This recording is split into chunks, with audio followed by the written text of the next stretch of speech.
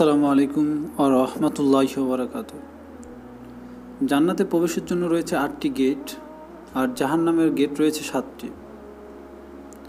জান্নাতের চেয়ে জাহান্নামে বেশি মানুষ যাবে। আমি আবারও বলছি, জান্নাতের চেয়ে জাহান্নামে বেশি মানুষ যাবে, তবুও জাহান্নামের চেয়ে জান্নাতের গেট বেশি। কেন? যখন জাহান্নামীদের সংখ্যা হবে জান্নাতীদের চেয়ে অনেক অনেক বেশি, তখন জান্নাতের গেটের সংখ্যা বেশি কেন? আমাদের স্কলাররা এই অনেকগুলো জবাব দিয়েছেন, আর তা হলো এই ইঙ্গিত করার জন্য যে আল্লাহ দয়া সবসময় তার ক্রোধের উপরে বিজয়ী। আল্লাহ তাআলা জান্নাতের পথে চলা সহজতর, পথের সংখ্যাও বেশি এবং আপনার জন্য উত্তম। আরও ইঙ্গিত হলো মানুষকে আশাবাদী করে তোলা, মানুষকে জান্নাতে প্রবেশের জন্য প্ররোচিত করা। দেখো, জান্নাতের রয়েছে 8টি দরজা, জান্নাতের জন্য বেশি দরজা রয়েছে। একটা না একটা দিয়ে প্রবেশ করতে পারবে। আশা হারিয়ে ফেলো না। ব্যাপারটা হলো দিন শেষে মানুষকে আশা এবং আল্লাহর করুণা দেখানো। আল্লাহ এত সহজ করা সত্ত্বেও অধিকাংশ মানুষ ধর্মের প্রতি পিঠ দেখিয়ে অন্যদিকে চলে যাচ্ছে। অধিকাংশ মানুষ জীবনের নিয়ে গভীরভাবে ভাবতে বা ভাবে না, তাই তাদের পরিণতিও হবে জাহান্নাম। কেন তারা এই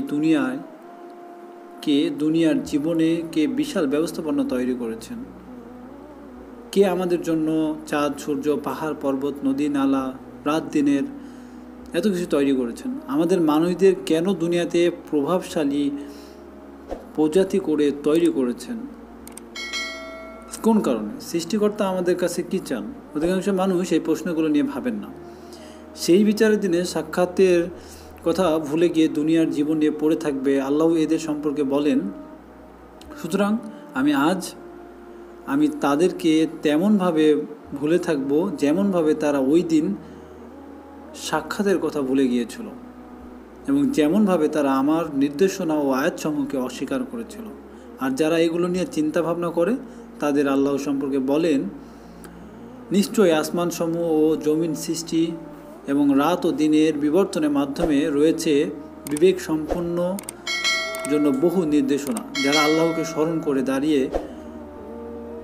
বসে ও কাত হয়ে এবং আসমানসমূহ ও জমিনের সৃষ্টি সম্পর্কে চিন্তা করে, বলে, হে আমাদের রব, তুমি এসব অনর্থক সৃষ্টি করনি, তুমি পবিত্র, মহান, সুতরাং তুমি আমাদেরকে আগুনের আযাব থেকে রক্ষা করো।